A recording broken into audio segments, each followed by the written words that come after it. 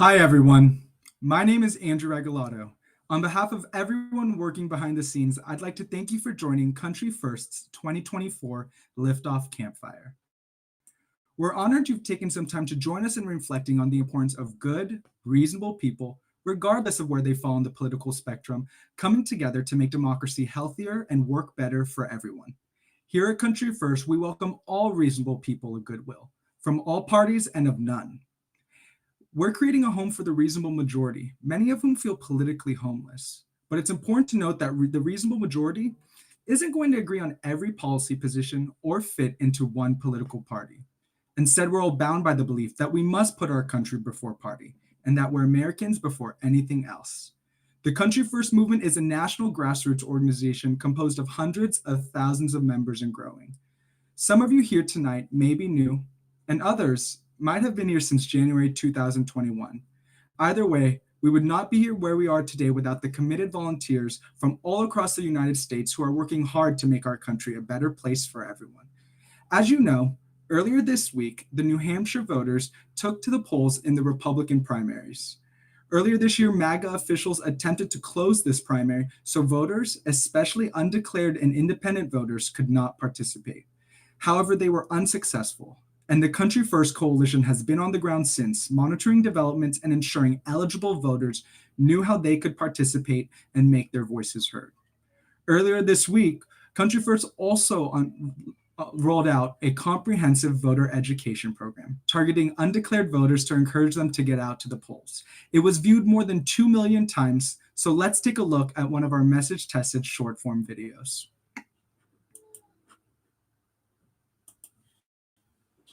Remember how you felt in 2016 when Trump won? What about 4 years later when he sent an angry mob to the Capitol on January 6th? Let me tell it to you straight. If you, your loved ones, and your neighbors don't vote in the Republican primary, you're playing with fire and giving Trump a chance to run in the general election. We only have 2 chances to vote him out this year. Let's make them count.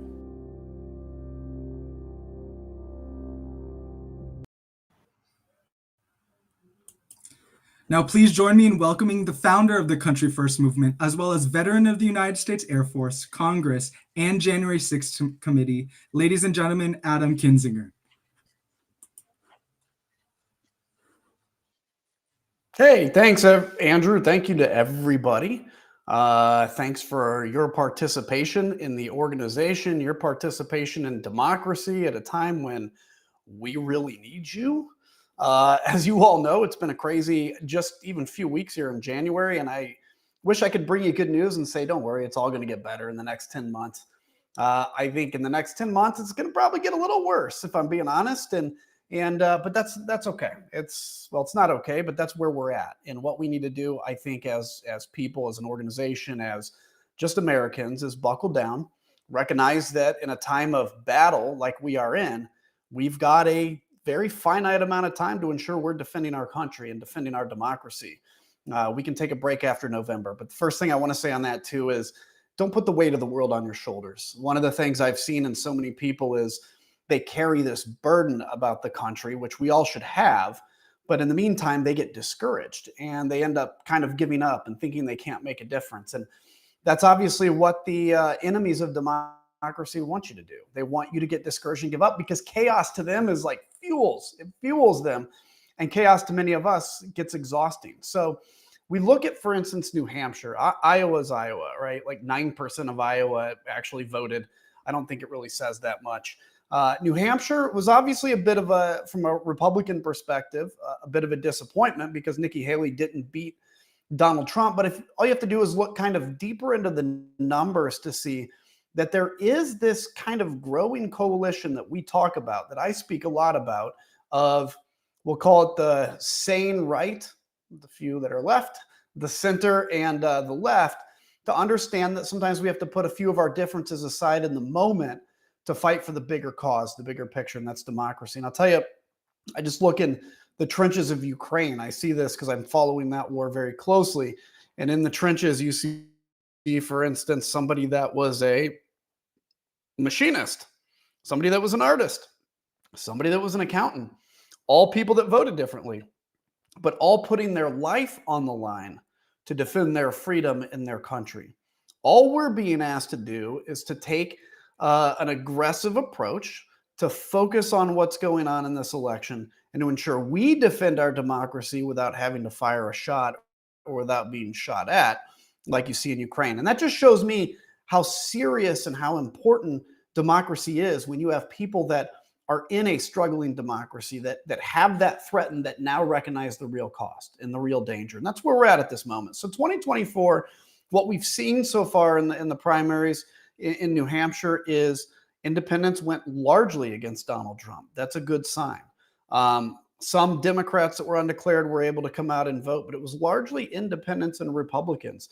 And there's a significant amount of people in the Republican Party, not huge, but it's significant, that have said they will not vote for Donald Trump if he's the nominee. And it's important to give those people, both in my mind, a reason to look at and say, well, you may not love Joe Biden, but he doesn't hate democracy, right? He's not a threat in that sense. Or if you can't stomach voting for him, vote third party or skip the ballot for the presidency. But these are the kinds of things we're going to have to go through. And Congress itself is going to be a battlefield as well. I mean, what is it? We wake up today to find out that Mitch McConnell is basically saying and I hope he's got some grand strategy at play, because I know he's passionate about Ukraine. I know that. But that he had said that in essence, we're going to not fix this border problem because Donald Trump wants to make it a campaign issue. Well, look, that's, ladies and gentlemen, that's not putting country over party. That's quite obviously. You can't even argue with that. That's putting party over the interest of the country. You have an opportunity on the border to make a difference, and instead you choose to make it a political issue. I think they're underestimating or overestimating, I guess. No, they'd be underestimating the backlash and the fact that Americans are paying attention to that and would see them as not being willing to govern. So 2024 is going to be a year where we're going to all have to come together. We're going to all have to put aside some of our differences to work for the big goal, which is that defensive democracy. And there's no better organization, frankly, than Country First to do it. And there's no better members of Country First than all of you. So if you feel yourself getting discouraged, like I do, I get that way sometimes too. I'm certainly not impervious to it. If you find yourself getting at that moment, just take a deep breath, take a day off. That's fine. But take that burden off your shoulders and then fight as, from a position of happiness or joy or like commitment, where you're not in this dark fog of anger and disillusionment. Look, as you all know, as a country, we've been through a lot of really tough times. We've always come through them. Sometimes it's a little harder to get through them, sometimes a little easier, but we've never failed to get through that. We've never failed to do the right thing in the long run.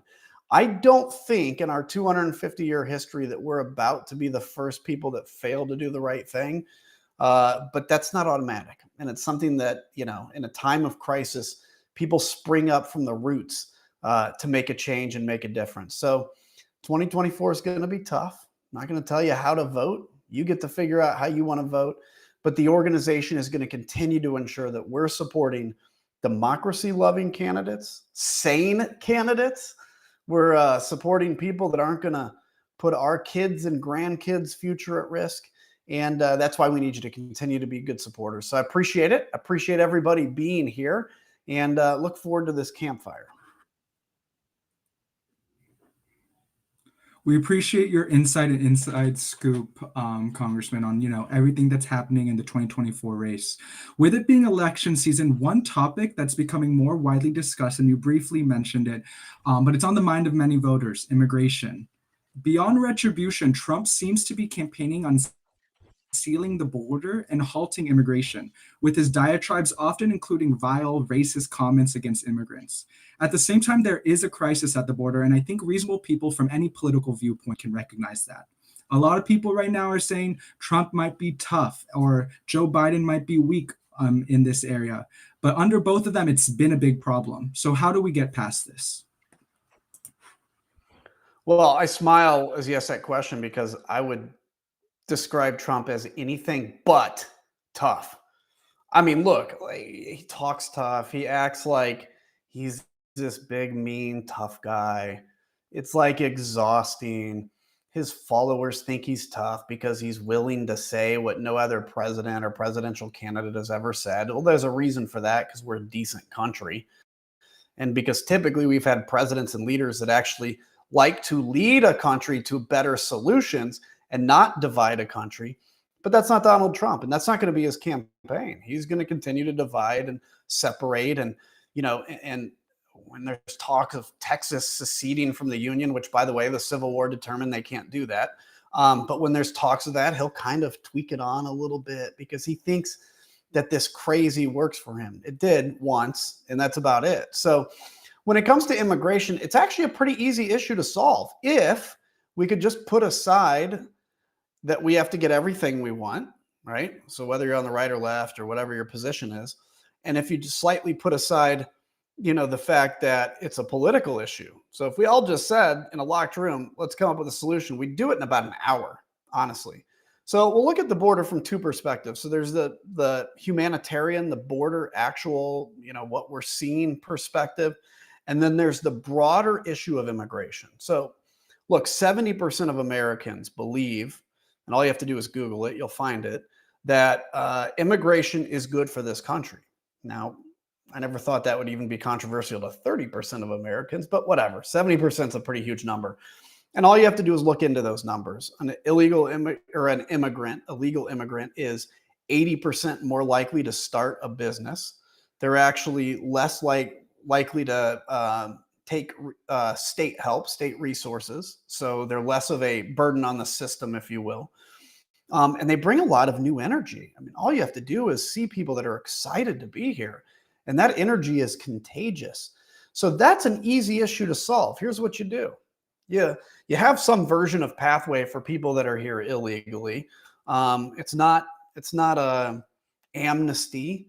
What it is saying, look, you're not going to deport 20 million people. You're not going to deport 20 million people. As much as Donald Trump says he's going to do it, even if he had the authority to do it, and even if he had the support of 100% of Americans, it's not possible. So let's look at that and say, how do we take that energy that exists and put that into our economy? Look, we're not a crowded country. I'm a pilot. 90% of the times I look out the window, I see nothing but farmland.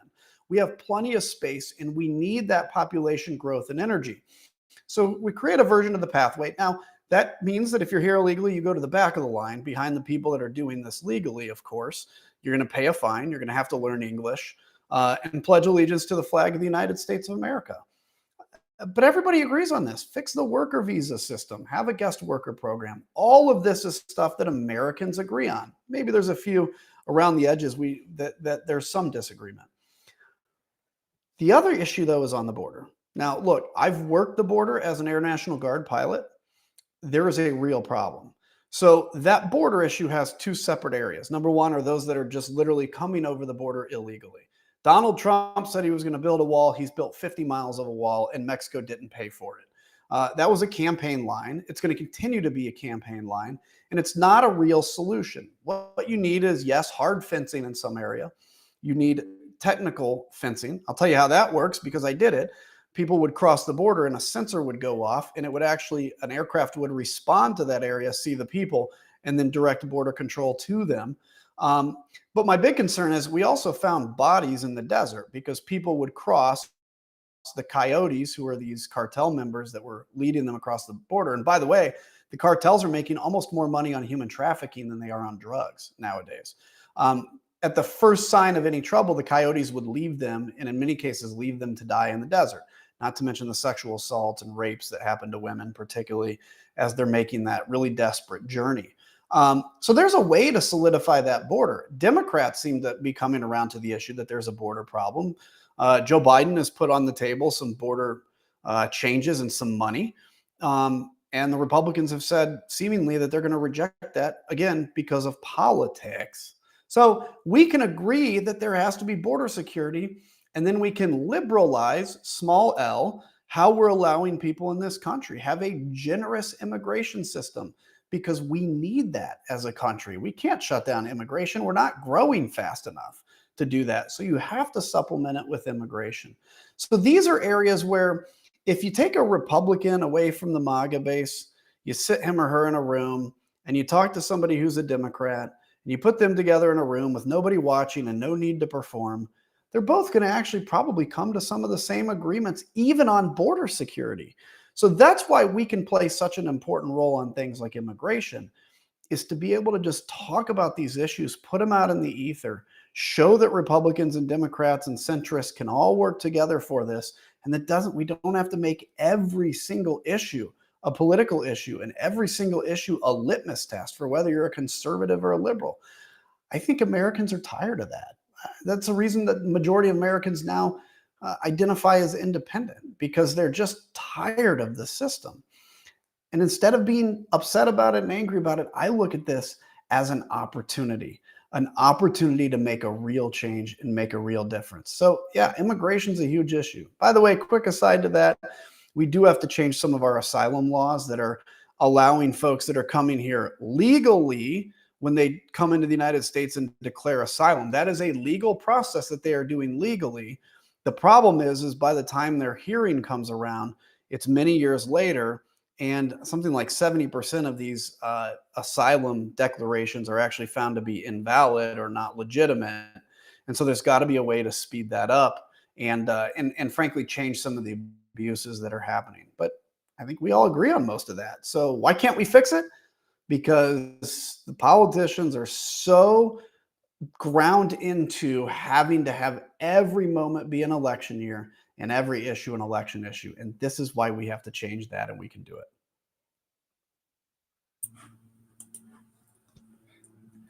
it. Congressman, thanks for being here tonight. Before you go, here with everyone tonight from the Country First family, we want to congratulate you on becoming a New York Times best-selling author on your new book, Renegade. You've been on the road since the end of last year promoting Renegade and meeting with so many different supporters, many of whom have now joined Country First.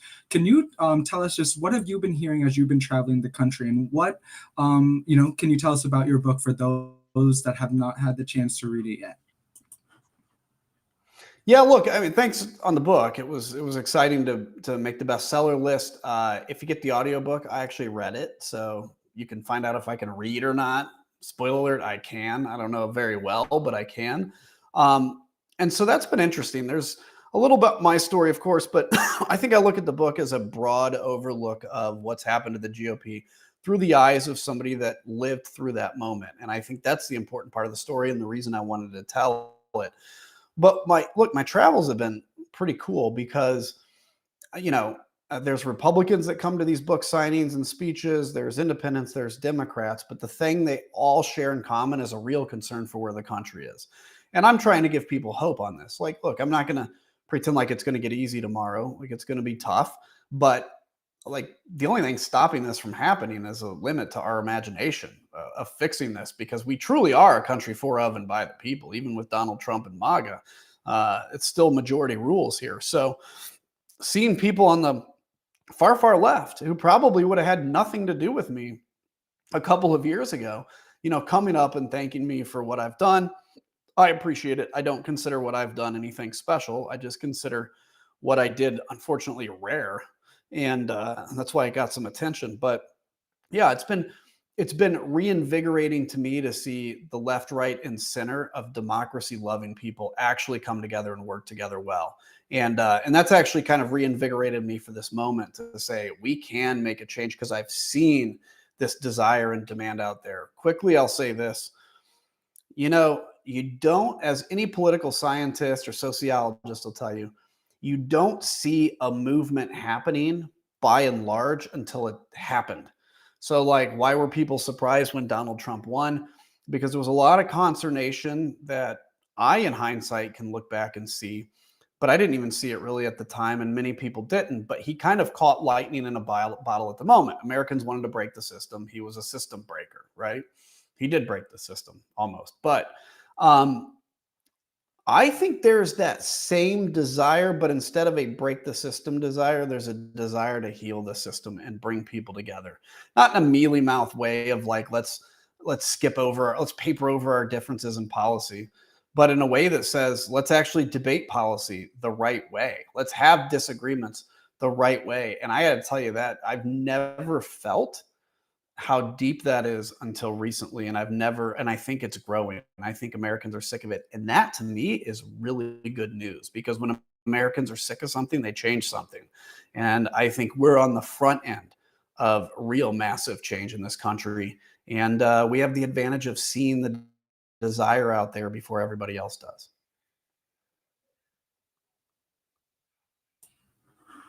Well, thank you, Congressman, for being here tonight. And if you want to get Renegade, there's a limited edition signed copies on the Country First website, country1st.com. So, Congressman, thanks for being here tonight. Thanks. And now I'd like to invite up Greg from Country First to tell us more about our flagship initiative, Primary First.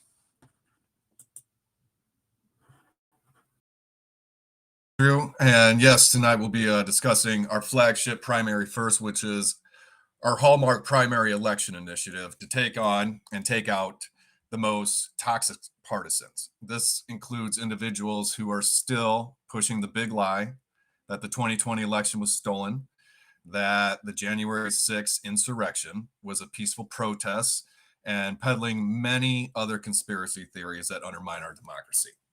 The vast majority of the most toxic Republicans represent safe Republican districts where there is almost no chance a Democrat can prevail.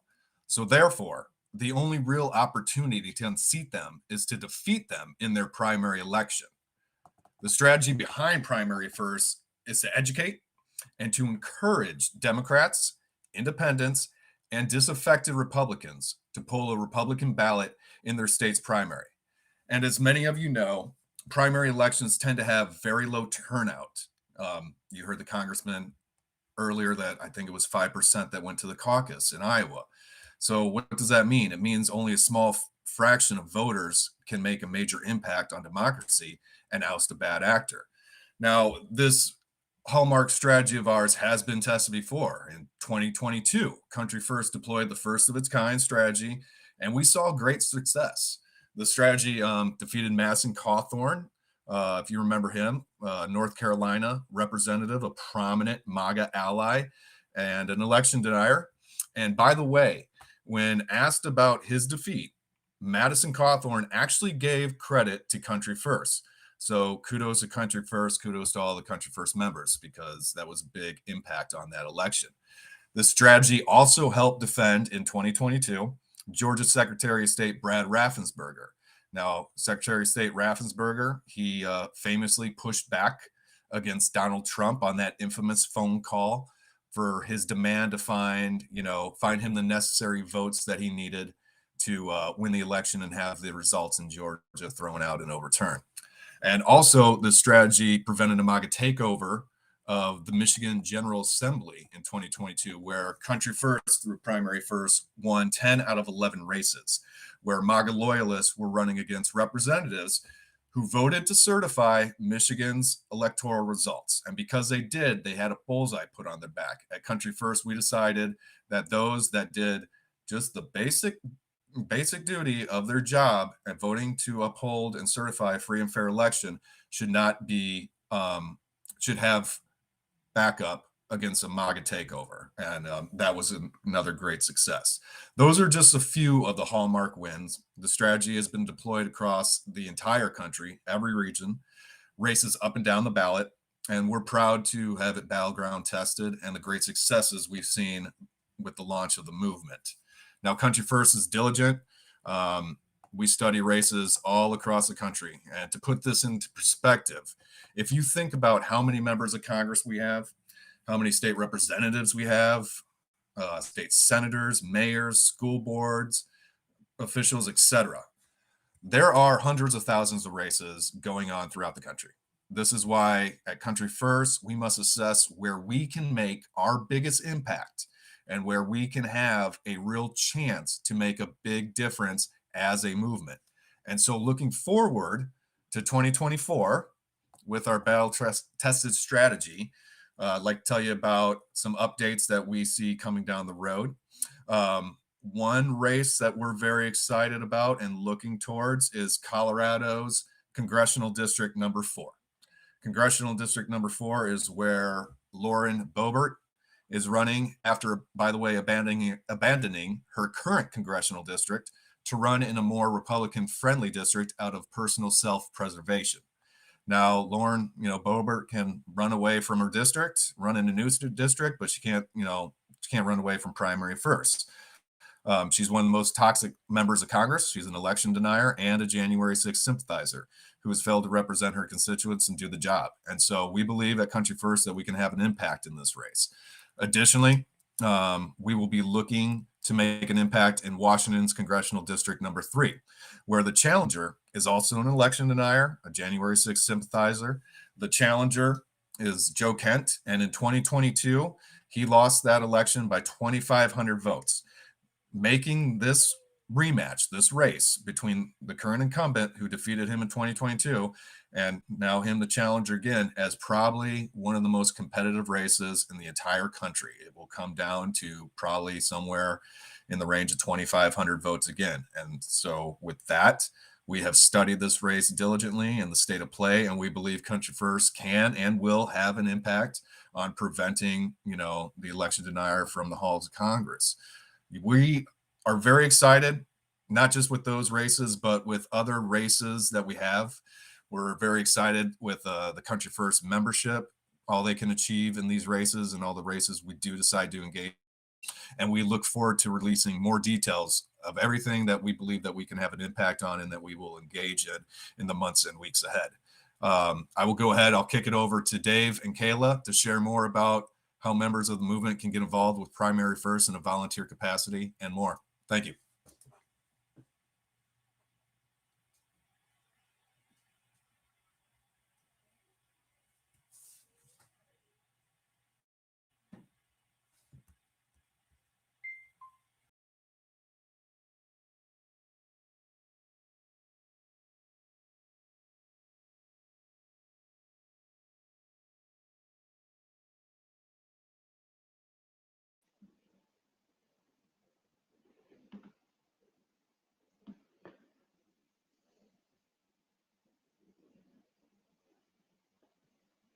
Everyone, and thank you, Greg, for kicking it over to me and Dave. I am so excited to introduce Dave Rapids, Country First National Grassroots Director and my friend, to you all tonight.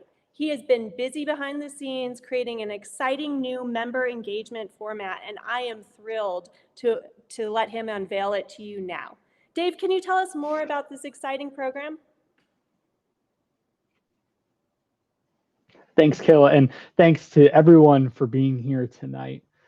Country First is a leader in the pro-democracy space, and a key part of our identity is innovation. That's why we're enrolling a new way to organize and mobilize volunteers in defense of this democracy and to respond to evolving threats in every corner of the country. I love how innovative Country First is. Dave, can you tell us a little bit more about how this new membership engagement program will be organized? Absolutely. We're going to be launching 4 teams, Northeast, South, Central, West, to allow for more robust grassroots opportunities and connections. Projects and initiatives in each team on ballot and electoral reform efforts, conduits to campaigns and causes, nurturing of in-person events will happen in every corner of the country through these teams, with semi-monthly team meetings for our members to hear from presenters about updates in the pro-democracy movement and how they can be a part of defending and repairing our democracy. Wow, it sounds like there's going to be so many more opportunities for our members to meet each other and empower the reasonable majority to get their hands dirty in defending democracy. When will the members be able to start engaging with this new program? Yeah, so these meetings are going to start in February, and volunteers in every region will have the chance to hear from causes, organizations, campaigns, and pro-democracy efforts. They're going to be able to discuss opportunities to get involved in their own backyard and learn about new ways to empower the reasonable majority in their own communities. February is right around the corner. How can our members get more involved and become a leader in this new program?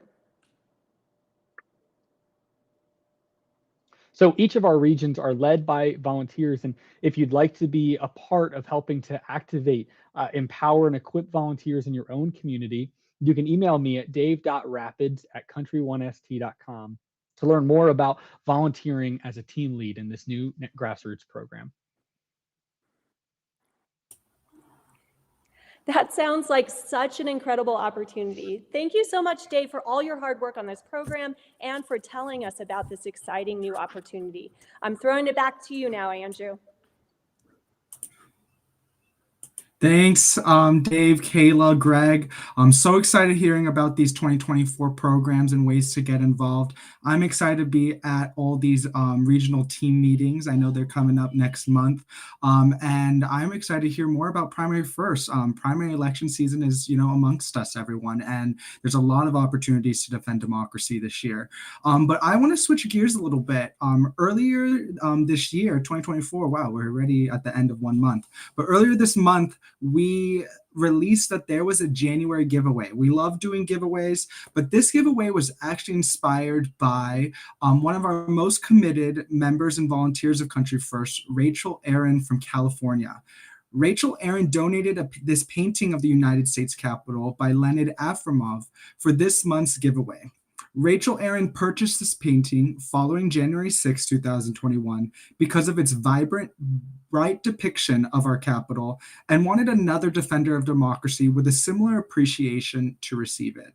So with the help of Rachel Aaron and an entire selection committee, we're proud to announce that Bradford Rigby from Massachusetts has been selected to receive this painting. There were many different entries and submissions. A lot of reading has been done this week. And thanks also to Rachel Aaron. While Bradford Rigby will be receiving the actual painting of this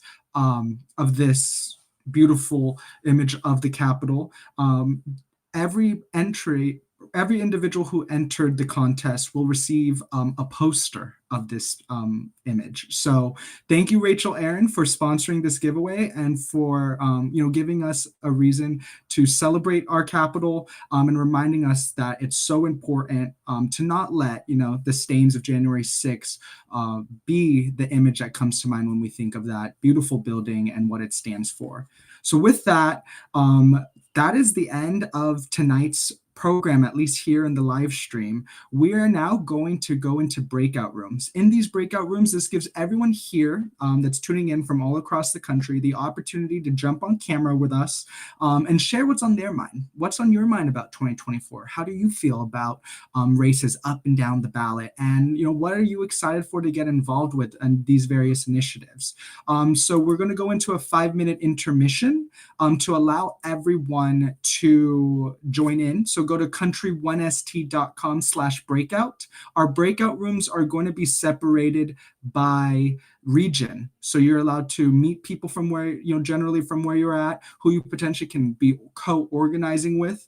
And yeah, so thanks so much for being here, everyone. We'll see you in the breakout rooms, and the breakout rooms are going to be the end of tonight's portion. We look forward to seeing you next month at our next campfire. Thanks, everyone.